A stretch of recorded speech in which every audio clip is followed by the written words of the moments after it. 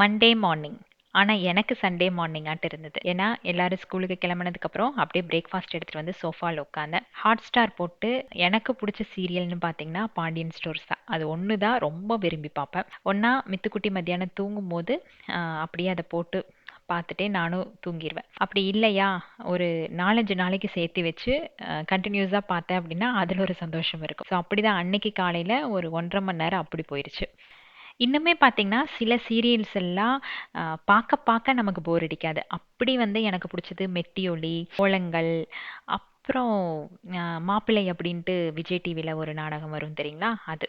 இந்த மாரி சில சீரியல்ஸ் எல்லாம் இன்னுமே கொஞ்சம் எபிசோட்ஸ் எல்லாம் பார்க்கும்போது நமக்கு போரே அடிக்காது. அப்படி உங்களுக்கு பிடிச்ச சீரியல் ஏதாச்சும் இருந்துச்சு அப்படின்னா நம்மளோட கமெண்ட்ஸ்ல முடிஞ்சா ஷேர் பண்ணுங்க. ஸோ காலையில இந்த மாதிரி சின்ன சின்ன வேலைகள்லாம் முடிச்சுட்டு அன்னைக்கு வந்து பாப்பாக்கு ப்ரீ போர்டு இருந்தது. ஸோ ஹாஃப் டே தான் ஸ்கூல் அப்படின்ட்டு அவளை கூப்பிட்றதுக்கு கிளம்பிட்டேன்.